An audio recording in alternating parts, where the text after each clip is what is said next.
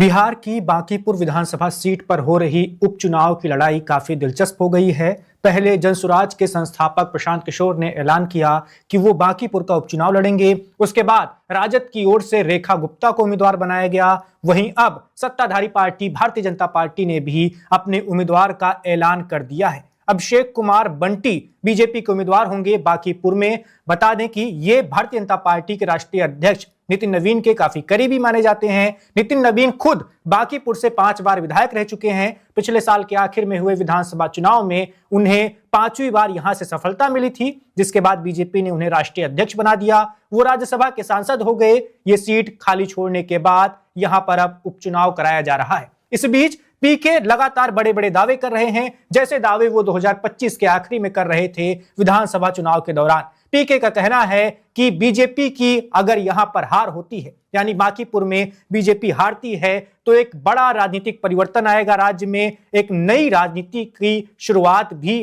होगी बिहार में। इसके अलावा पीके सम्राट चौधरी पर निशाना साधना बिल्कुल नहीं चूक रहे हैं। वो लगातार सम्राट चौधरी को अपराधी बता रहे हैं और कह रहे हैं कि बीजेपी ने एक अपराधी किस्म के नेता को मुख्यमंत्री बनाकर बिहार की जनता को अपमानित किया है। पीके का कहना है कि सम्राट चौधरी के मुख्यमंत्री बनने के बाद ये चुनाव हो रहा है। इसके तहत यानी अब ये सम्राट चौधरी के लिए भी जनमत संग्रह की तरह होगा। अगर बांकीपुर में बीजेपी हारेगी तो मानकर चलिए कि बिहार की जनता नाखुश है सम्राट चौधरी के मुख्यमंत्री बनने से। ऐसा कहना है प्रशांत किशोर का। तो पीके के इन्हीं दावों पर, बांकीपुर उपचुनाव की दिलचस्प लड़ाई पर आज हम तर्कश में बात करने वाले हैं। हमारे साथ इस बातचीत में बेहद ही खास मेहमान ज्वाइन करेंगे, कई सारे, जिनका मैं आपसे परिचय कराऊंगा। हमारे साथ फिलहाल अभी जुड़े हुए हैं खेमचंद शर्मा जी, जो भारतीय जनता पार्टी के नेता हैं।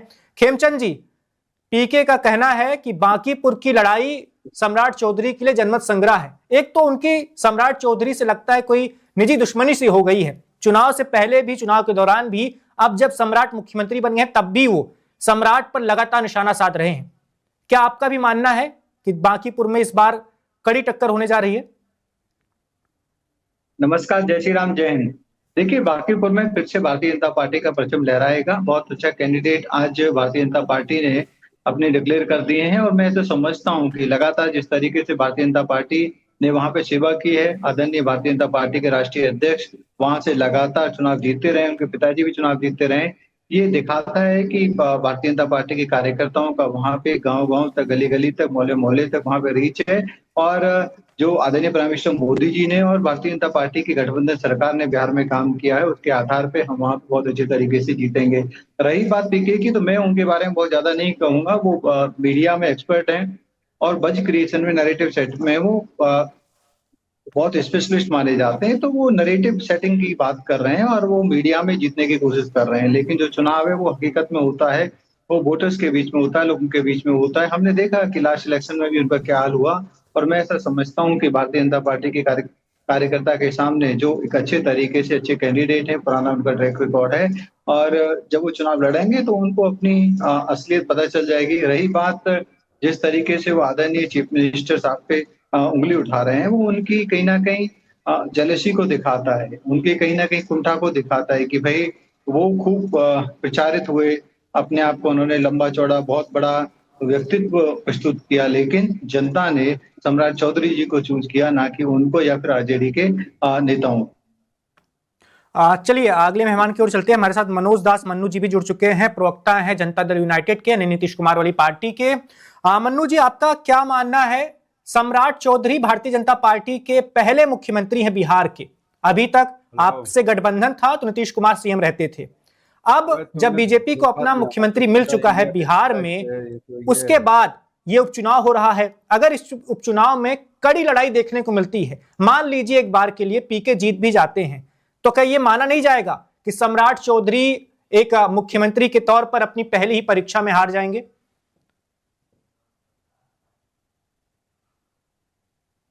मनोज दास जी, आप तक आवाज जा रही मेरी? चलिए अगले मेहमान की ओर बढ़ते हैं। हमारे साथ सर्वेश पाठक जी भी जुड़े हुए हैं, वरिष्ठ पत्रकार हैं, बिहार से आते हैं, बिहार की राजनीति को लंबे समय से कवर करते आए हैं। सर्वेश पाठक जी, यही सवाल मेरा आपसे भी होगा, बांकीपुर की इस लड़ाई को आप कैसे देख रहे हैं जब से प्रशांत किशोर की एंट्री हुई है यहां से?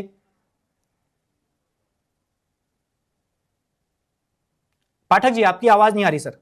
मिश्रा जी, आपको नमस्कार। आपके सभी दर्शकों को वंदे मातरम, भारत माता की जय। पैनलिस्टों को भी नमस्कार। आवाज आ रही है? जी बिल्कुल। देखिए मिश्रा जी, बांकीपुर, इसमें कोई दो राय नहीं है कि बांकीपुर जो है बीजेपी का गढ़ है। अगर पिछले चुनाव को आप देखें तो वहां से नितिन नवीन जी 51,000 वोटों से जीते हैं। 63% वोट उनको मिला है वहां पे, वोट शेयर की अगर हम बात करें तो। पीके बड़े बड़े बातें किए। मैं भी सोचा कि बिहार की राजनीति में चलिए नीतीश बाबू को हटने से कुछ अलग आएगा या लालू यादव की पार्टी को नुकसान होगा। नुकसान तो बहुत हुआ, लेकिन पीके का क्या चुनाव का वो रहा, रिजल्ट रहा, हम आपने सभी ने देखा। उन्होंने बड़े बड़े नेताओं को बनाया, लेकिन जब अपने पे आई तो वो टाई टाई फिस होके रह गए। बिहार की जनता ने पूरे सिरे से नकार दिया। जबकि पीके की जो योग्यता है, मैं ये दावे के साथ कहता हूं कि बीजेपी में उस योग्यता का अभी करंट में कोई मंत्री भी नहीं है। लेकिन ठीक है, बीजेपी की सरकार हमें चाहिए बिहार में, क्योंकि मैं खुद बिहारी हूं। मुझे डेवलपमेंट से मतलब है बिहार में, क्योंकि बिहार का मैं बीजेपी का चीफ मिनिस्टर बना है। चीफ मिनिस्टर कोई भी बने, डेवलपमेंट होना तो पिछले 20 साल से आपकी तो सरकार है सर, जेडीयू के साथ गठबंधन बीजेपी का ही तो था। अगर आप बीजेपी की सरकार चाह रहे हैं, ऐसा आप कह रहे हैं, देखिए इसमें कोई दो राय नहीं है कि नीतीश बाबू की सरकार में जी भर के डेवलपमेंट हुआ है, और मैं इस चीज को नकार नहीं सकता। जब लालू राज था तो हम लोग बच्चे थे, स्कूल में पढ़ा करते थे, वो भी दौर हमने देखा है। क्योंकि स्कूल में थे तो इतनी समझ तो विकसित थी उस समय कि भैया लालू राज में कैसा क्या चल रहा है। और अभी उसके बाद 20-22 साल जो हुआ नीतीश बाबू के साथ बीजेपी का, उसमें हमने देखा कि बिहार का अमूलचूल परिवर्तन हुआ। तो इसमें कोई दो राय नहीं कि पीके ठीक है, उनको अपनी राजनीति वहां पे जो जमीन तलाश कर रहे हैं, तो चाहे वो उपचुनाव आए, मैं तो कहता हूं कि उनको जो लोकल चुनाव, जो मुखिया का चुनाव हो या पंचायत का चुनाव हो, उसमें भी अपने उम्मीदवार खड़े करने चाहिए और वहां से अपनी राजनीति को हवा देनी चाहिए। क्योंकि विधानसभा में तो हम सब ने देख लिया कि उनकी एक न चली, चाहे वो कितने बड़े स्ट्रेटेजिस्ट माने जाते हो, लेकिन वो सब उनका गन्ना, उनका सब टाइम टाइम फिश होके रह गया। वो जो हमने एक वो देखा था ना, क्या एक वेब सीरीज आई थी महारानी, महारानी में एक जो गौरी बाबू थे, गौरी बाबू का सीट छीन के किसी और को दे दिया गया था, और गौरी बाबू ने अपना वहां पे यही कहा कि ये कंप्यूटर से चुनाव नहीं जीते जाते। तो पीके अच्छा काम कर रहे हैं, लेकिन उनका फिर वही एक चीज मैंने देखा उनके सारे चुनावों में, वही तुष्टिकरण वाली बात।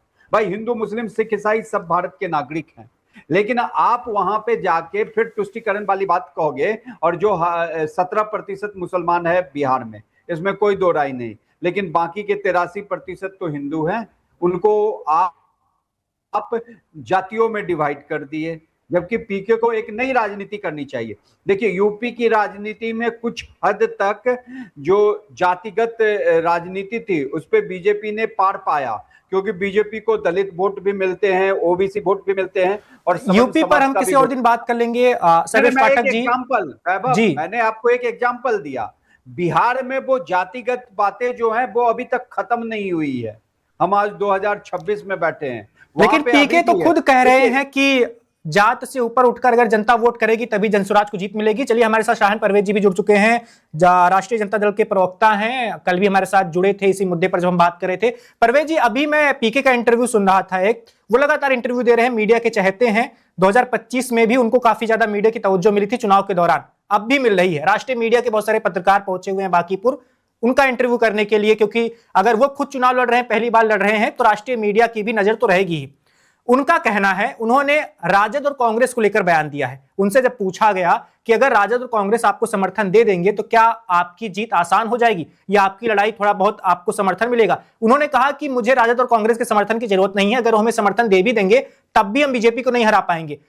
उनका कहना है कि जब तक बीजेपी का जो कोर वोट है, बीजेपी का जो मतदाता है, वो खुद नहीं चाहेगा कि हमें बीजेपी नहीं चाहिए, हमें जनसुराज चाहिए, प्रशांत किशोर चाहिए, तब जाकर हमारी जीत हो पाएगी, ऐसा उनका कहना है। तो उनके बयान से मुझे ऐसा लगा कि वो राजद और कांग्रेस वाले गठबंधन को खारिज करने की कोशिश कर रहे हैं। वो उदाहरण देते हैं कि देखो 2025 में ये दोनों साथ में थे, क्या कमाल दिखा पाए ये। देखिए वैभव जी, आप जो बात कर रहे हैं वो कोई बहुत विचित्र बात नहीं कर रहे हैं। और प्रशांत किशोर पांडे का एक लंबा हिजरा रहा है, एक लंबा संबंध रहा है भारतीय जनता पार्टी से, जनता दल यूनाइटेड से और आरएसएस से। तो ये तो एक मुखौटा बन के अपने आप को 2025 के चुनाव में सेकुलरिज्म का पाठ पढ़ा रहे थे, ये गांधीवादी विचारधारा को आगे कर रहे थे। ये एक्चुअली में आरएसएस के मानने वाले लोग हैं, ये गोडसे को मानने वाले लोग हैं। और अब धीरे धीरे ये एक्सपोज होते चले गए और 2025 के चुनाव के बाद ये पूरी तरह से एक्सपोज हो गए। अब बाकी बात रही कि चुनाव में क्या होना है और क्या परिणाम होना है, और कई बड़े मीडिया, नेशनल मीडिया या अंतरराष्ट्रीय मीडिया आकर इनका बयान ले ले। अंतरराष्ट्रीय मीडिया और राष्ट्रीय मीडिया के बयान के बावजूद मैं आपको आज स्पष्ट कर देना चाहता हूं कि बयानों में या मीडिया के स्क्रीनों पे, टीवी की स्क्रीनों पे आप प्रशांत किशोर पांडे जी को जितना बड़ा दिखाना चाहते हैं दिखा लीजिए, बट हकीकत यही है कि जिस प्रकार से इनको 2025 के चुनाव में मौका खाना पड़ा था, पूरी जनता ने इनके नैरेटिव को पूरी तरह से नाकार दिया था, वो आज भी कोई इम्पैक्ट नहीं है। क्योंकि मीडिया की अपनी कुछ मजबूरी रहती है जिसकी वजह से नैरेटिव सेट करना पड़ता है, नैरेटिव चलाना पड़ता है। ठीक है, मैं मीडिया का सम्मान करता हूँ, चलाएं उनको। मगर हकीकत ये है कि 2025 के चुनाव में, मैंने कल भी इस डिबेट में आपको बोला था कि राष्ट्रीय जनता दल वहां चुनाव लड़ी थी। उसी बांकीपुर सीट से राष्ट्रीय जनता दल के कैंडिडेट रेखा गुप्ता जी का 47,000 वोट प्राप्त था। प्रशांत किशोर की पार्टी के वंदना कुमारी ने वहां चुनाव लड़ा था और उनका करीब करीब 7,072 वोट उनको प्राप्त हुआ था। इतने बड़े अंतराल को आप कैसे पाट रहे हैं, और ये मीडिया के स्क्रीनों पे ही सिर्फ दिख रहा है। हकीकत ये है क्या कि जब तक वहां नितिन नवीन जी विधायक रहे थे, विकास वैभव जी, जब तक नितिन नवीन जी वहां विधायक रहे, मैंने कल के भी डिबेट में आपको सारा एक एक मोहल्ला, एक एक गली, एक एक नुक्कड़ का बदनाम बताकर बताया था कि किसी भी जगह पर अगर आप विकास दिखा देंगे, बोरिंग रोड जैसे एरिया में, डाक बंगला चौराहा जैसे एरिया में, गांधी मैदान जैसे एरिया में, आपको कहीं कोई डेवलपमेंट दिखाई नहीं देगा। आज भी बांकीपुर के स्पेशली जितने एरिया हैं उसमें मैक्सिमम बड़े नाले आज भी खुले हुए हैं, वाटर ट्रीटमेंट प्लांट नहीं है, सीवर लाइन की सबसे बड़ी प्रॉब्लम है वहां पर।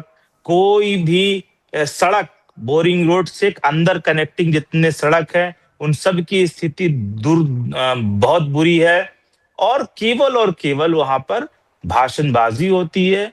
अभी तक ये सच है कि बांकीपुर सीट बीजेपी का गढ़ रहा है, और बीजेपी का गढ़ इस वजह से रहा है कि वहां पर हमेशा कायस्थ समाज का डोमिनेंसी रहा है। वहां पे कायस्थ समाज के बड़े वोटर्स हैं, बड़ी संख्या में वोटर्स हैं। और चूंकि केवल जात के नाम पर अगर वोट पड़ेगा तो निश्चित रूप से वहां उनका प्रभाव दिखता है।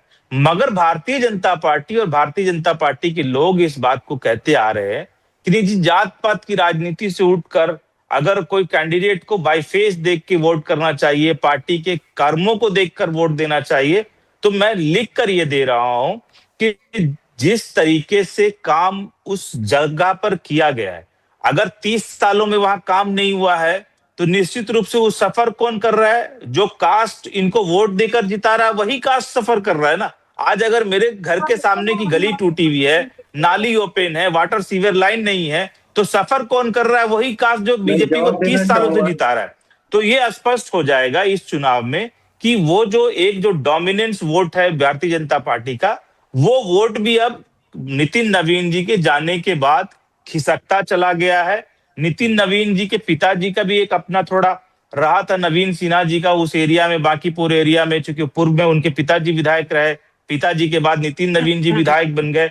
अब वो जो कड़ी है, वो कड़ी दोबारा भारतीय जनता पार्टी रिपीट नहीं कर पाएगी। उनकी अपने जो कोर वोटर्स जिसको कायस्थ समाज बोला जाता है, उसमें एक बड़ी बदलाव की चेतना जग चुकी है। और वो चेतना इस प्रकार से जगी है कि बीजेपी को हर जगह विरोध का सामना करना पड़ रहा है। आज बांकीपुर की जनता ये सवाल पूछ रही है कि 30 साल जो भारतीय जनता पार्टी को दिया गया, केंद्र में भी सरकार रही भारतीय जनता पार्टी की, राज्य में भी सरकार रही भारतीय जनता पार्टी की, बावजूद इतने पॉश एरिया में कोई डेवलपमेंट नहीं हो पाया। खेमचंद शर्मा जी, इसका सवाल का जवाब भारतीय जनता पार्टी को देना होगा। चलिए, हमारे साथ अभी मनोज दास मन्नू जी भी जुड़े हुए हैं, जनता दल यूनाइटेड के प्रवक्ता हैं, नेता हैं, उनके पास चलते हैं, उनकी पहली प्रतिक्रिया लेते हैं इस बातचीत की। मनोज दास मन्नू जी, पीके आपकी पार्टी पर भी सवाल उठा रहे हैं। उनका कहना है कि बिहार की जनता ने 2025 के आखिरी वाले चुनाव में जब इतनी बड़ी संख्या में सीटें दी थी, भारी बहुमत दिया था, तो एनडीए को दिया था, नीतीश कुमार के चेहरे पर दिया था। बीजेपी ने नीतीश को हटाकर अपना मुख्यमंत्री बना लिया है, एक ऐसा मुख्यमंत्री बनाया है, एक ऐसे व्यक्ति को मुख्यमंत्री बनाया है जो अपराधी किस्म का है, और अगर वो राज्य चला रहा है और उस चलाने के तरीके में भी सवाल उठ रहे हैं, जैसे वो भरत तिवारी का आप प्रकरण का उदाहरण देते हैं, तो उनका कहना है इसके लिए जेडीयू भी जिम्मेदार है। देखिए, सबसे बात यह है कि पीके क्या बोलते हैं नहीं बोलते हैं, इस पर हम लोग नहीं जाते हैं।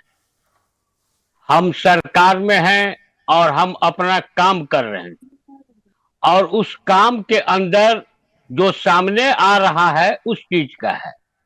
अब पीके आज के परिस्थिति में बिहार के राजनीति में वैभव जी कोई प्रासंगिक नहीं है।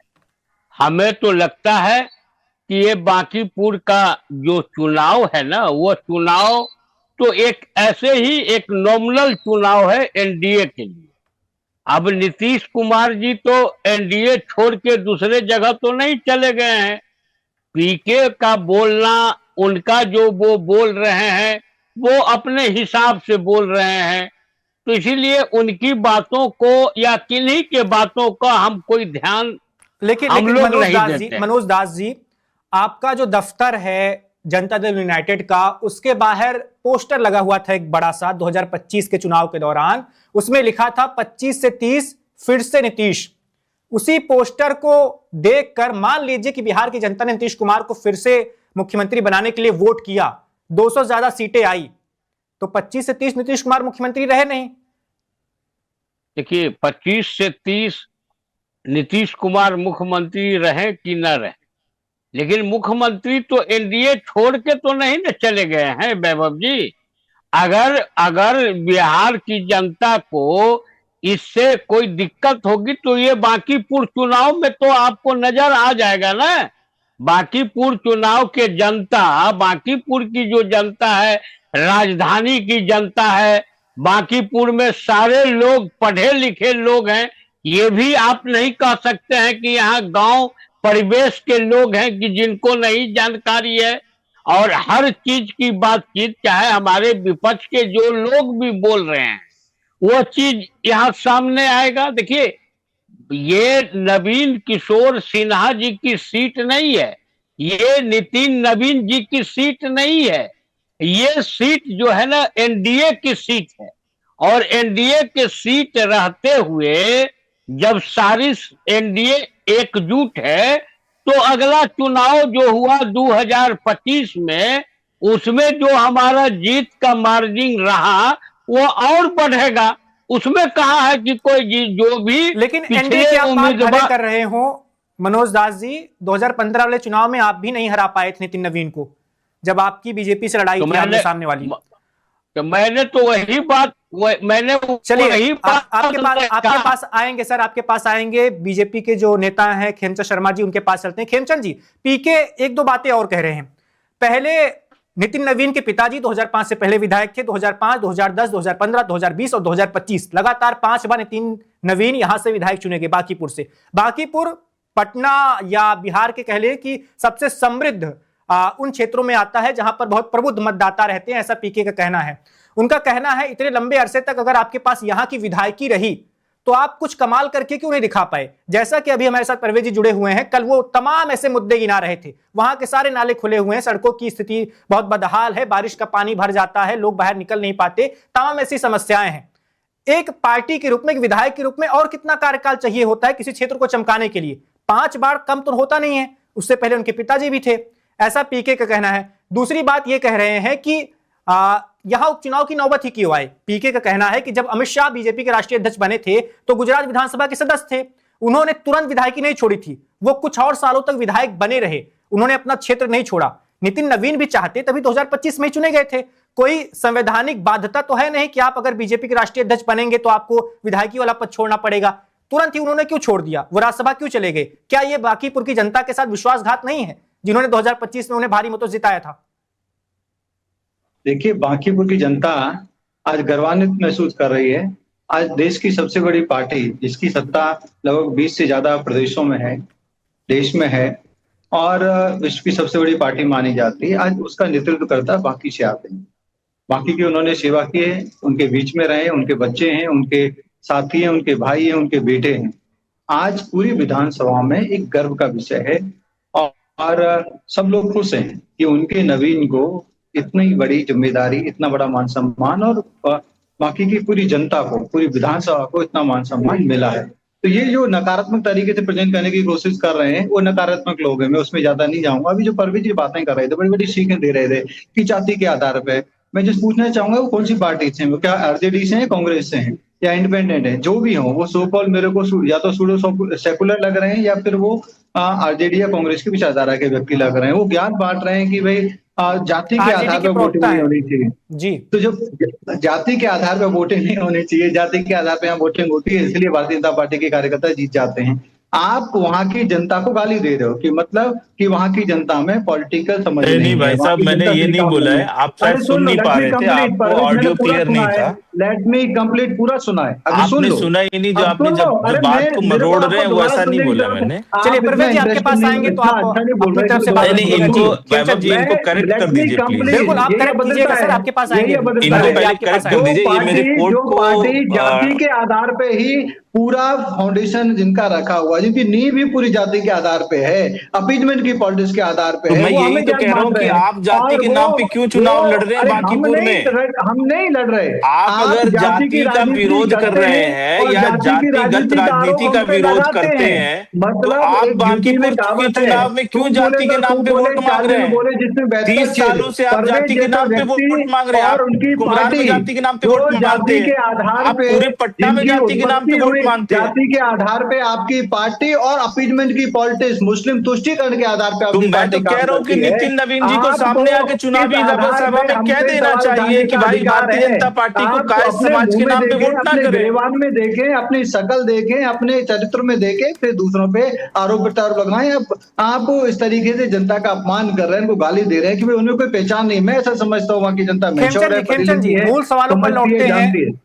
खेमचंद जी मूल सवालों पर लौटते हैं। मेरा सवाल जो था मैं फिर से दोहरा देता हूं।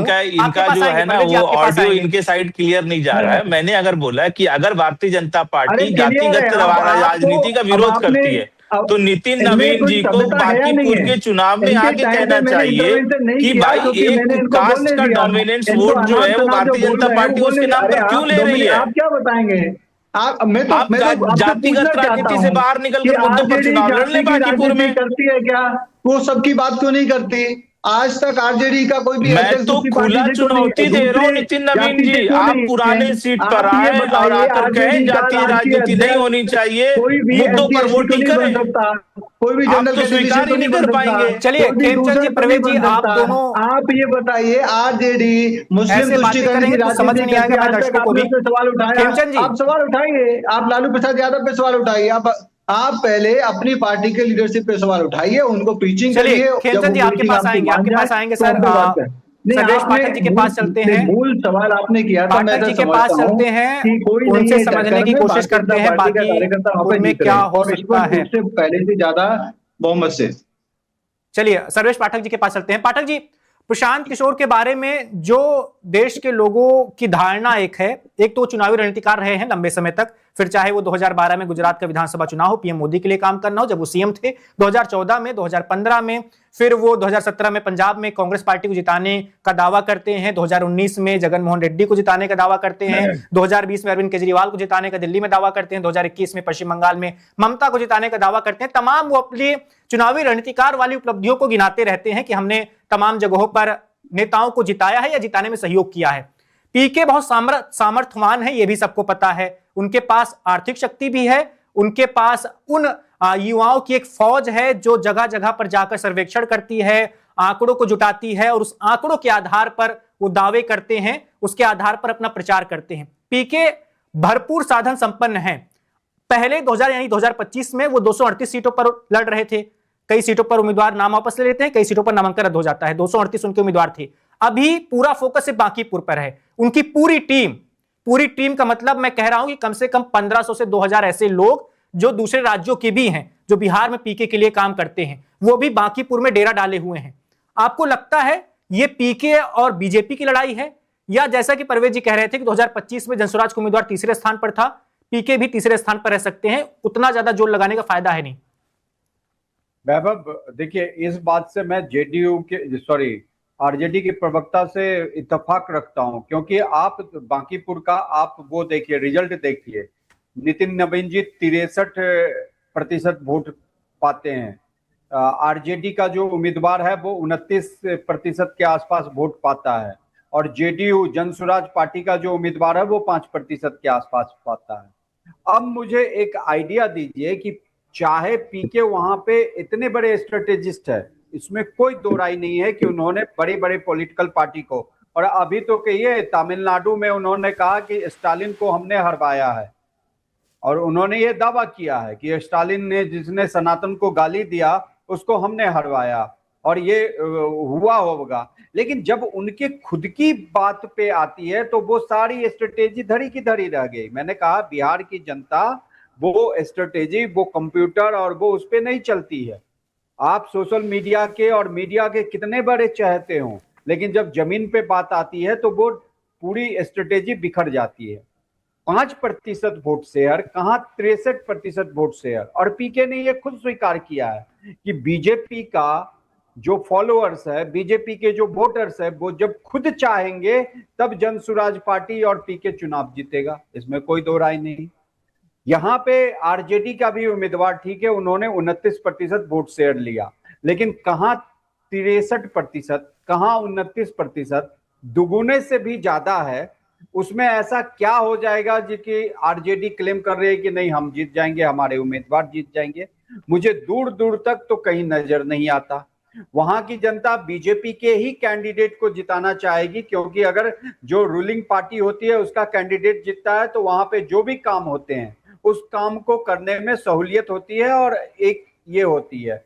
तो महज मैं तो ये मानता हूं कि वहां का चुनाव, चाहे पीके के 5000 वॉलंटियर्स वहां पे आ जाएं, जब उन्होंने इस बात को स्वीकार किया है कि बांकीपुर की जो बीजेपी के कोर वोटर्स हैं वो खुद चाहेंगे तभी पीके के उम्मीदवार जीत सकते हैं। लेकिन एक यह दिवा स्वप्न की ओर दिख रहा है कि 63% वोट शेयर जिस पार्टी को आया हो, 5% वोट शेयर वाली पार्टी वहां पे उम्मीदवार खड़ा करेगी, या पीके खुद आए चुनाव लड़ने और वो जीत जाए। लेकिन सर्वेश पाठक जी, हालिया राजनीतिक जैसे नतीजे आए हैं चुनावी, वैसे हम किसी भी चीज से, किसी भी संभावना से इनकार नहीं कर सकते। तमिलनाडु में किसी को लग नहीं रहा था एक्सिस माई इंडिया को छोड़कर कि ऐसी आंधी चल सकती है विजय की, नई नवेली पार्टी 2024 में बनती है, 2026 में 108 सीटें जीत जाती है। तो राजनीति आज के समय में किस करवट बदल जाएगी या क्या हो जाएगा, किसी भी संभावना से हम इनकार नहीं कर सकते। परवेज जी के पास चलेंगे, आपके पास आएंगे आखिरी सवाल के लिए। 10 सेकंड जी, 10 सेकंड। आपका कहना सही है कि राजनीति में कुछ भी आप भविष्यवाणी नहीं कर सकते। बंगाल में बीजेपी को जीतने की क्या था, जहां 3 से 77 आए और 77 से सीधा 205 आ गई बीजेपी। लेकिन जो अगर आप एक ट्रेंड देखोगे, ठीक है, वो 10 उम्मीदवार जीतते, उनके 5 उम्मीदवार जीतते, 5% वोट शेयर वो बीजेपी करती है, 3 से 77 पे आती है और 77 से सीधा 206 पे। यहाँ पे 5% वोट शेयर से 63 तक पहुंचना एक बहुत ही कहिए टेडियस टास्क है, हरकुलिन टास्क है। मुझे दूर दूर तक पीके का यहाँ पे कोई संभावना नहीं दिखती।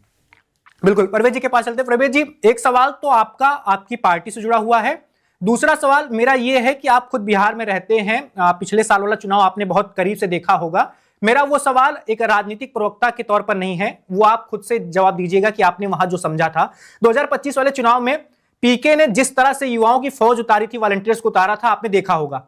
सबको बकायदा सैलरी मिलती थी, तनख्वाह मिलती थी, गाड़ी मिली हुई थी, क्षेत्र बटे हुए थे, कहां जाना है, किनसे बात करनी है, बात करके नोट करके लाके कहां जमा करना है, किसको रिपोर्ट करना है, सब कुछ एक पूरा तंत्र बिछाया हुआ था। उस तंत्र को बिछाने के बाद उन्हें वोट कितने मिले? 238 सीटों पर 16 से 18 लाख के बीच में जो भी उनको वोट मिले हैं। आपके हिसाब से वो पूरा तंत्र अगर बांकीपुर में आ जाएगा, सिर्फ बांकीपुर ही पूरा फोकस होगा, तो क्या लड़ाई को थोड़ा बहुत वो कांटे की बना पाएंगे? नहीं, क्या सफलता मिल सकती है? नहीं। और दूसरा सवाल मेरा ये होगा कि कांग्रेस और आरजेडी के बीच मनमुटाव की खबरें लगातार आती रही हैं, इस उपचुनाव को लेकर भी आ रही है। कुछ लोग दावा कर रहे हैं कि पीके का कांग्रेस हाईकमान से अच्छा संबंध है, प्रियंका गांधी से उनके रिश्ते अच्छे हैं। 2021-22 के दौरान वो लगातार कांग्रेस हाईकमान के संपर्क में भी थे, जब दावा किया जा रहा था कि कांग्रेस में शामिल हो सकते हैं। कांग्रेस हाईकमान चाहता था कि पीके को समर्थन दिया जाए बिहार में बांकीपुर वाले उपचुनाव में, लेकिन आरजेडी ने ऐसा नहीं किया। ये ऐसी खबरें चल रही हैं। आप दोनों सवालों को जवाब दीजिए।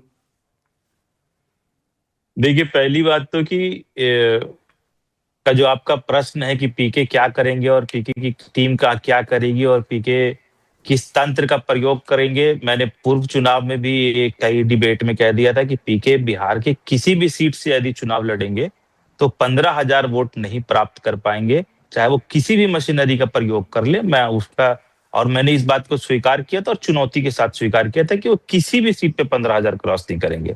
बाकी बात रही आपकी कि गठबंधन में सहमति है नहीं है, तो जब इस प्रकार की खबर चलने लगती है तो ये स्पष्ट माना जाता है कि उस सीट से कहीं ना कहीं जो सामने वाली पार्टी है, जो सामने वाला दल है, उसके अंदर हार का हताशा जो है वो झलकने लगा है। अब हमारी पार्टी को इस प्रकार से कमजोर बनाने का प्रयास या नैरेटिव सेट करने का प्रयास जो किया जा रहा है, ये आने वाले समय में और ज्यादा किया जाएगा। अभी तो इसकी पहल हुई है, शुरुआत हुई है।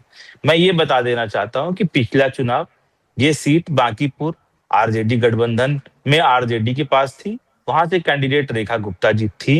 रेखा गुप्ता जी का परफॉर्मेंस अच्छा था, 47,000 वोट उन्होंने प्राप्त किए थे।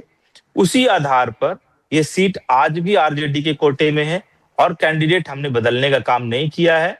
ये इसके बाद अगर जो नैरेटिव चलाया जा रहा है कि पीके के संपर्क में प्रियंका गांधी जी हैं, इसकी जानकारी अभी तक न हम तक पहुंची है और न हमारी पार्टी तक पहुंची है। तो जब तक हमारी पार्टी को कोई ऑफिशियल स्टेटमेंट कांग्रेस पार्टी का नहीं आ जाता है, तब तक इन सारी बातों को वैभव जी अफवाह समझे और अफवाह में ज्यादा ना पड़े। अभी बात ये हो गई कि हमारे बीजेपी के साथी कह रहे थे कि चुनाव कैसे होगा। मैं क्या क्लियर कर रहा हूं, आज आपके कैमरा पे बैठकर क्लियर कह रहा हूं कि नितिन नवीन जी बांकीपुर के विधायक रहे, उनके पिताजी भी बांकीपुर के विधायक रहे और बीजेपी ने उनको बड़ा सम्मान दिया है, इसमें कोई शक नहीं है। अब राष्ट्रीय अध्यक्ष पार्टी के, भारतीय जनता पार्टी के बन गए। अभी उनको खुलकर बांकीपुर कैंपेन के दरमियान में ये कहना चाहिए कि 30 साल से हम यहाँ के विधायक रहे, हमारे पिताजी यहाँ के विधायक रहे और अब जाति आधारित वोट पे चर्चा ना करें और वो खुल के कहें कि भाई हमने जितना काम किया है और हमारे पिताजी ने जितना काम किया है बांकीपुर के लिए, केवल उसी आधार पर वोट करके चुनाव तय कर लीजिए। मैं आपको गारंटी दे रहा हूं कि 60,000 वोट से भारतीय जनता पार्टी और नितिन नवीन जी के कैंडिडेट वहां हार जाएंगे। चुप रहिए ना भैया, सवाल का जवाब चुप हो जाइए ना, बर्दाश्त कीजिए ना।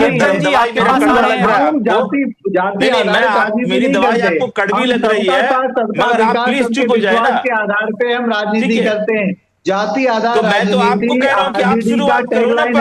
हमारा नहीं है, मैं कहता हूं कि पहले कम से दूसरों को प्रीचिंग करने से पहले अपने गिरेबान में देखो। दवा सुन तो लो, दवाई कड़वी है मगर बर्दाश्त तो करो। आप में हिम्मत है, क्या आप में हिम्मत में चैलेंज करता हूं, आप भी टीवी पे ये प्रॉमिस करके जाओ कि आप अपने राष्ट्रीय अध्यक्ष को लेटर लिखोगे, बोलोगे कि आरजेडी की राजनीति जाति आधार पे नहीं होनी चाहिए। अरे भैया मेरे सुनो, पहले बात हमारी राजनीति जाति आधार पे होती है।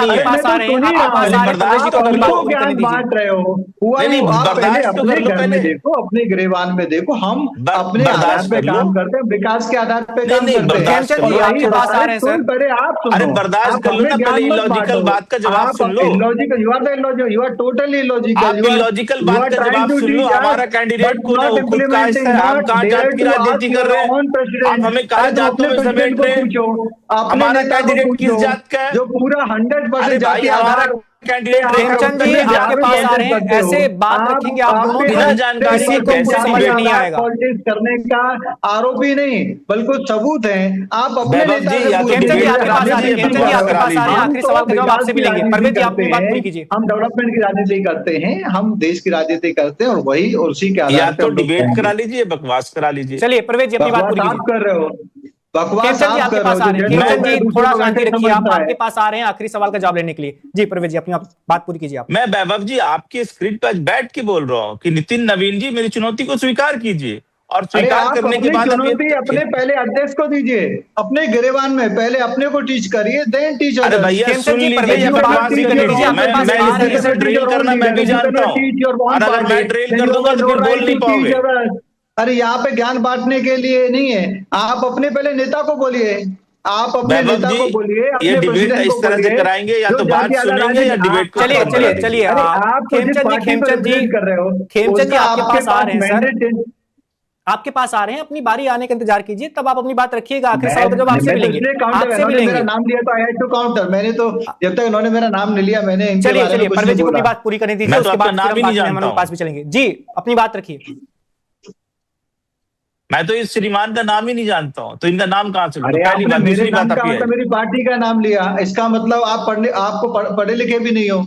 आपकी स्क्रीन पे नाम आ रहा है, मैं खेमचंद आपको जी रीड कर दूं। ऐसे ऐसे आप दोनों बात करते रहेंगे तो हमारे दर्शकों को कुछ समझ में नहीं आएगा। इंतजार मैं कीजिए, तो हम बातचीत के समझता हूँ, बिल्कुल देखिए आखिरी पड़ाव में, आरजेडी बिल्कुल आखिरी पड़ाव जैसे में आखिरी आरजेडी सवाल के का जवाब प्रवक्ता आपसे लेंगे। कंफ्यूज है, जैसे आरजेडी के वैभव प्रवक्ता जी, कंफ्यूज है, वैसे आरजेडी पार्टी कंफ्यूजन का कैंडिडेट कंफ्यूज है, क्योंकि भारतीय जनता पार्टी का कैंडिडेट अरे एक भैया तरफा तरीके से बकवास बंद चलिए, करो यार, अपना बकवास चलिए चलिए बंद परवेज करो, जी अपनी नहीं तो बात ऑटो पूरी ट्यून में कीजिए। मैं डाल दूंगा तो बोल सर्वेश भी नहीं पाठक जी पाओगे। इंतजार कर रहे हैं, वहां देखिए आप मनोज कुमार ठीक है, मनोज जी भी अपनी बारी आने का इंतजार कर रहे आई हैं। Don't talk nonsense.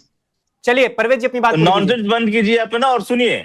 नॉनसेंस आप बात कर रहे हो, I do counter not talk अपने टाइम में नॉनसेंस। कीजिएगा, तर्क है नहीं। खेमचंद जी तर्क समय की है कमी नहीं, है। किस बात पे बैठे हैं आपने यहाँ पे? तर्क है, अकल मैं है, तर्क ही तो तर्क दे रहा है, हूँ जो आपको। बात आप कर रहे हो अरे आपकी इलॉजिकल पार्टी नॉनसेंस इम्प्लीमेंट करती है, बात बंद कीजिए और कान आपकी आराम पार्टी से बैठ के इम्प्लीमेंट सुनिए करती अभी। है, आपका नेता इम्प्लीमेंट करता है, अरे आपका आपके नेता नेता को मैं जातिवादी चुनौती राजनीति दे का, रहा हूँ, आपका नेता स्वीकार कर मुस्लिम लो ना। तुष्टिकरण की राजनीति करता है। अरे और स्वीकार आप कर उसको लो ना, ज्ञान मैं दीजिए, चुनौती दे रहा हूँ आप नितिन जाके नवीन ज्ञान जी को दीजिए वहां पे, बांकीपुर से। आप वहां पे जाके ज्ञान दीजिए। अरे मैं चुनौती दे रहा हूँ जनता नितिन को आप नवीन गाली को। दे रहे हो, आप उनको कह रहे हो, उनको समझ मैं नहीं बोल है, रहा हूँ आपके आप राष्ट्रीय उल्टा अध्यक्ष सीधा। को आए और आकर कर ले कि हमने 30 साल आप हमने और अपने हमारे राष्ट्रीय पिताजी ने अध्यक्ष जो को काम सिखाइए। किया उसके नाम पर हमारे वोटिंग करा राष्ट्रीय लीजिए। अध्यक्ष के पास पूरी आइडियोलॉजी है, और अरे आइडियोलॉजी साल की आइडियोलॉजी बरसों की है, आइडियोलॉजी है। चोरी हम की अपनी आइडियोलॉजी के है, अनुसार लूट जाते की हैं, हम आइडियोलॉजी है, अपनी देश को परंपरा के बेचने की अनुसार जाते आइडियोलॉजी हैं, है, हमारे देश पास को ट्रैक तोड़ने की रिकॉर्ड है। आइडियोलॉजी है। आपके पास अभी तो कोई मैं आइडियोलॉजी बांकीपुर से जब नहीं बाहर है, निकल जाऊंगा ना तो कंफ्यूज किए चेहरा लग भी नहीं रहे दिखा हो पाओगे। खुद जो, अरे चेहरा आप नहीं दिखा पाओगे क्योंकि आपने अगर कुकर्म मैं अभी किए हुए बांकीपुर के हैं, डिबेट पे आप हूँ इसलिए थोड़ा कुकर्म सुन रहा किए हुए, हूँ। इसलिए अगर आपको सजा बांकीपुर मिल से रही बाहर है। निकल जाऊंगा, बाहर बिहार की बात चेहरा करने नहीं लगूंगा दिखाएंगे, हमारे और वहाँ देश की सरकार बात भी जब है। करने चलिए लगूंगा तो आप हम चेहरा दोनों भी रुक नहीं दिखा जाइए, नहीं पाओगे। तो मुझे अपनी टीम से बोलना पड़ेगा, और किसी किसी को म्यूट करवाना पड़ेगा। इस बातचीत तरीके के से हम आखिरी वैभव पड़ाव कैसे में हैं, डिबेट बाकी करा सकते मेहमान हैं? भी आप हमारे किस साथ बैंक हैं, करेंगे? दो आप और बात लोग भी सुनना हमारे नहीं साथ जुड़े आपको। हुए हैं। खेमचंद जी, परवेज जी अपनी बात जल्दी से पूरी कीजिए। मेरा आखिरी सवाल आपसे ये भी होगा, इस सवाल का जवाब मैं सारे मेहमानों से भी लूंगा। तेजस्वी यादव क्या बांकीपुर जाएंगे रेखा गुप्ता का प्रचार करने के लिए? निश्चित रूप से जाएंगे, पार्टी के कार्यकारी राष्ट्रीय अध्यक्ष हैं, क्या निश्चित ऐसा रूप तो से नहीं होगा जाएंगे। कि और पर्दे दूसरी के बात, पीछे कहा जाए कि वैभव आरजेडी जी उतना मैं जोर सुन नहीं लीजिए, लगाएगी, पीके को लड़ने दिया जाए? नहीं पूरी क्यों है? पीके कौन हो रहे हैं? पीके आपके को ये लगते हैं? पीके का परफॉर्मेंस, पीके की चर्चा बार बार कर रहे हैं। पीके को आप टीवी स्क्रीन पे जितना बड़ा दिखा दें, मैं आज भी कह रहा हूं कि पीके 15,000 वोट नहीं क्रॉस करेंगे बांकीपुर में, ये लिख लीजिए मेरी बात को। मैं ये चुनाव के बाद फिर मिलूंगा आपसे। दूसरी बात, आप आ जाइए, नितिन नवीन जी भारतीय जनता पार्टी के विधायक रहे, वहां से 15 साल 20 साल से 30 साल से भारतीय जनता पार्टी के विधायक वहां पर जीत रहे हैं। बिहार में उनकी सरकार 20 सालों से है, केंद्र में उनकी सरकार लगातार 15 तीसरी टर्म की सरकार है। अब आप बता लीजिए कि बांकीपुर में डेवलपमेंट के नाम पर क्या नितिन नवीन जी आप चुनाव लड़ना चाहते हैं? और अगर डेवलपमेंट के नाम पर चुनाव लड़ना चाहते हैं वैभव जी, आप लगाइए ओपन डिस्कशन मंच बांकीपुर के अंदर, और उसके बाद हमसे करा लीजिए डिबेट की कौन सा विभाग में इनका काम किया हुआ है, कौन से जगह पर इनका काम किया हुआ है। मैं अगर इनको एक्सपोज एक एक चौक चौराहे पे नहीं कर दूंगा तो आप कह दीजिएगा। इनके पास केवल एक हाथगंडा बचा है कि जी मैं जात से कायस्थ हूं, मुझे कायस्थों का वोट दिला दीजिए, क्योंकि यहाँ पे जो कायस्तों की मुस्लिम आबादी है तुष्टीकरण की राजनीति 60,000, करते हैं, तो हम जो 70,000 वोट तुष्टीकरण प्राप्त की करते हैं, राजनीति करते 75,000 हैं, वो वोट हम प्राप्त पे करते हैं। जातिवाद के आरोप लगा आप रहे हैं। सिर्फ कायस्तों जिनके के घर नेता खुद बनकर कायस्तों शीशे को के हैं, वो बेवकूफ हमारे बनाया घरों पे आपने। पत्थर फेंक जिन रहे हैं। अपने रोडों को गिरबान में आपने देखो, तोड़वा दिया है ना, चलिए चलिए जिन परवेज जी, सीवर लाइन को अपने आपने गिरबान में बर्बाद चलिए कर दिया है, उसका डायरेक्ट नुकसान कायस्तों को ही अपने हुआ है। गिरेबान में झांक चलिए के देखो। आप अगले अगली मेहमान बार को जब चलते हैं। आप खेमचंद जी, करेंगे खेमचंद जी तो आपके बांटो। पास आएंगे। खेमचंद जी थोड़ा सा शांति रखिए सर। सर्वेश पाठक जी के पास चलते हैं। पाठक जी, पिछले चुनावी जितने भी रहे हैं आंकड़े, 2020 की बात करें, 25 की बात करें या 15 की बात करें या उससे पहले की, बीजेपी को बहुत जोर नहीं लगाना पड़ा है बांकीपुर में, बहुत आसानी से सीट निकाल ली है। लेकिन क्या आपको लगता है कि इस बार बीजेपी को थोड़ा ताकत लगानी पड़ेगी, राज्य भर के नेता आएंगे या बाहर से भी नेताओं को जाना पड़ेगा 2-4 रैलियां करने के लिए? अब वैभव देखो, बीजेपी चाहे पंचायत का चुनाव हो चाहे उपचुनाव हो, वो पूरी जोर लगा के लड़ती है। इसमें कोई दो राय नहीं है कि बांकीपुर का भी चुनाव उनके लिए साख का सब्जेक्ट है और वो पूरी जोर लगा के रहेंगे, क्योंकि वहां से बीजेपी के जो राष्ट्रीय अध्यक्ष हैं उन्होंने सीट खाली की है। रही बात की पीके की बात, देखिए पीके को 2025 के पूरे चुनाव में 3.47% वोट बिहार से मिला है। पीके एक अच्छा नेतृत्व बन के उभर सकते हैं बिहार के राजनीति में, लेकिन अभी उनको थोड़ा समय लगेगा। जैसा कि पीके ने खुद ही बोला है कि बीजेपी का कोर वोटर जब चाहेगा तभी हम वापस आ सकते हैं। और रही बात की अभी सहान परवेज कर रहे थे कि उनकी पार्टी के कैंडिडेट जीतेंगे, मुझे दूर दूर तक उसकी कोई संभावना नहीं दिखती है, क्योंकि बीजेपी का गढ़ है, गढ़ को पीके ही हिला सकते हैं। आरजेडी में कोई दमखम नहीं बचा है। और रही बात जातिवाद की, तो बिहार में जितने भी क्षेत्रीय दल आए, चाहे जेडीयू आया हो चाहे आरजेडी हो, उसने जातियों में ही तो राजनीति की है। हिंदुओं को जातियों में डिवाइड किया, मुस्लिम वोट बैंक बनाया। नीतीश बाबू का भी यही राजनीति था। लेकिन चलिए नीतीश कुमार से जुड़ा हुआ ये आखिरी सवाल है। सर्वेश पाठक जी, समय की कमी है सर। लालू यादव का तो पूरा का पूरा ये था कि बैकवर्ड फॉरवर्ड, पूरे पाठक जी उनको उन्होंने ये दरकिनार किया, उनके खिलाफ गालियां निकाली, तो हम लोग भुक्तभोगी हैं, हमने देख रखा है। चलिए पाठक जी, समय की कमी है सर, उसकी और कुछ बातें नहीं कही जा सकती। आखिरी की टिप्पणियां बाकी मेहमानों से भी लेते हैं। मनोज दास मन्नू जी, नीतीश कुमार प्रशांत किशोर का अपना एक रिश्ता रहा है, पीके उनको पिता के समान बताते रहे बहुत सारे इंटरव्यूज में। हमने देखा भी था कि जब वो पार्टी में शामिल हुए थे जेडीयू में, सीधे उनको उपाध्यक्ष का पद दे दिया गया था, हालांकि वो ज्यादा समय तक रहे नहीं। क्या नीतीश कुमार बांकीपुर में प्रचार के लिए उतरेंगे? जेडीयू और पीके का रिश्ता, खटास आई थी पिछले दिनों, पिछले चुनाव में भी, अभी क्या स्थिति है? आप लोग जोर लगाएंगे बीजेपी को जिताने के लिए बांकीपुर में? वैभव जी, बीजेपी को जोर लगाने की क्या जरूरत है?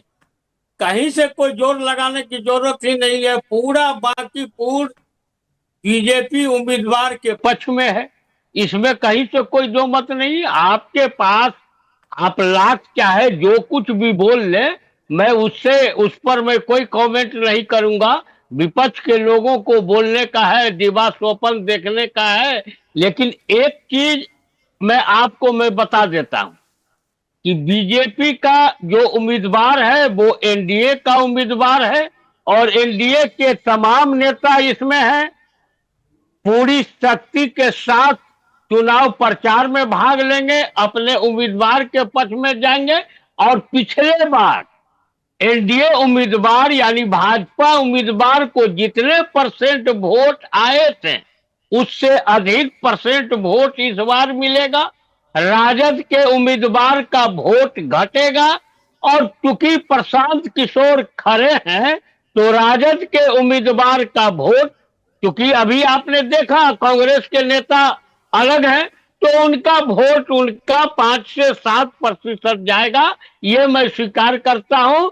लेकिन हमारी भी चुनौती है, अगर यहां से एनडीए के उम्मीदवार अगर नहीं जीतेंगे पूरे शक्ति के साथ, और जितने विपक्ष के नेता हैं जो सेकेंड पोजीशन पर हैं, उनकी वोटों की संख्या कम नहीं होती है, तो आप याद रखिएगा कि हमारी चुनौती है, मैं राजनीति से रिजाइन दे दूंगा। और राजद की जीतने का तो कोई सवाल ही नहीं होता है। इस बार शायद जमानत भी न बचे, इसका आप देखिएगा। और मैं राजद के साथी से अपील करूंगा कि वो पूरे क्षेत्र में घूम के जितना उनको कहना है आप कर लीजिए। एनडीए को जब भी वोट मिलता है तो केवल विकास के नाम पर वोट मिलता है, और विकास के नाम पर वोट मिलने का ही नतीजा है कि एनडीए लगातार सत्ता में है। चलिए खेमचंद शर्मा जी के पास चलते हैं। खेमचंद जी, अभी जैसा कि मनोज दास मन्नू जी बता रहे थे, आपकी पार्टी किसी भी चुनाव को बहुत ज्यादा हल्के में नहीं लेती। हम सबको याद है हैदराबाद में नगर निगम का चुनाव हुआ था, उसमें अमित शाह जी प्रचार करने के लिए गए थे। छोटे छोटे चुनाव में भी आप लोग पूरा जोर लगा देते हैं। अभी तो बात हो रही नितिन नवीन जी की खुद की सीट बांकीपुर को लेकर। बांकीपुर में क्या लगता है आप लोगों को, कौन कौन जाएगा प्रचार करने के लिए? तमाम ऐसी खबरें आ रही हैं कि हो सकता है कि दूसरे राज्यों के नेताओं को भी भेजा जाए, स्टार प्रचारकों को लगाया जाए। देखिए, भारतीय जनता पार्टी को उत्सव की तरह अपने चुनाव को लेती है, और हम बहुत ही सिंसियरिटी से, बहुत ही मेहनत से हम लोग हर एक चुनाव को लड़ते हैं। कौन कौन जाएगा ये तो देखिए हमारे पार्लियामेंट बोर्ड का और हमारे शीर्ष नेतृत्व का निर्णय रहेगा, लेकिन कार्यकर्ता के नाते कोई भी जा सकता है। हम कार्यकर्ता हैं, चाहे कोई भी जिम्मेदारी हमारे पास है। आज नवीन जी के पास राष्ट्रीय अध्यक्ष की जिम्मेदारी, लेकिन आम कार्यकर्ता के तौर पर वर्षों उन्होंने काम किया है, नीचे तक काम किया है। तो कार्यकर्ता प्रथम होने की वजह से जहां पार्टी कहती है वहां जाके हम लोग प्रचार प्रसार करते हैं। नितिन जी भी करते हैं और भी करते हैं। अभी पार्टी डिसाइड करेगी किसकी वहां पे जरूरत है, कब जरूरत है, और उसके आधार पे वहां पे पैनल डिप्लॉय किया जाएगा। लेकिन जो स्थानीय हमारे हजारों कार्यकर्ता हैं वो अभी से एक्टिव हैं। हमारी जो प्रदेश की टीम है, प्रदेश का जो नेतृत्व है वहां पे अभी से एक्टिव है, और हमारे कैंडिडेट की डिक्लेरेशन के बाद इसमें और ज्यादा गति आ जाएगी। मैं तो समझता हूँ कि केंद्रीय नेतृत्व वहां पे प्रचार करने जाए या ना जाए, हम एनडीए वहां पे काम कर रहे हैं, और जेडीयू और बाकी की जो हमारी एनडीए की पार्टी है वो सब मिलकर वहां पे काम कर रही हैं, और पहले से बड़े मार्जिन के साथ हमारा कैंडिडेट वहां पे जीत के आएगा। चलिए 3 अगस्त को पता चल जाएगा कौन जीतता है कौन नहीं। 30 जुलाई को वोटिंग होनी है। बांकीपुर की जनता अपने मताधिकार का प्रयोग करेगी, अपना नया विधायक चुनेगी। आप सभी मेहमानों का बहुत शुक्रिया। खेमचंद शर्मा जी, मनोज दास मन्नू जी, शाहन परवेज जी और सर्वेश पाठक जी, आप वन इंडिया के साथ जुड़े, आपने इस बातचीत में हिस्सा ली, अपनी बातें रखी। तो फिलहाल बांकीपुर की लड़ाई मीडिया की सुर्खियों में है। कहा जा रहा है कि यह लड़ाई बहुत दिलचस्प होने जा रही है। पीके प्रशांत किशोर, चुनावी रणनीतिकार, जनसुराज पार्टी के संस्थापक सूत्रधार, पहली बार चुनाव लड़ रहे हैं। ना वो कभी संसद के सदस्य का चुनाव लड़ चुके हैं, सांसदीय वाला, यानी लोकसभा का, ना राज्यसभा का। पहली बार वो विधानसभा का चुनाव लड़ रहे हैं। उन्होंने सीट चुनी है बांकीपुर, जहां पर उपचुनाव हो रहा है। देखते हैं इस चुनावी लड़ाई में किसका पलड़ा भारी होता है, और पीके क्या सच में कोई कमाल दिखा पाते हैं, या बीजेपी अपने गढ़ को बचाने में कामयाब हो पाती है। Subscribe to One India and never miss an update. Download the One India app now.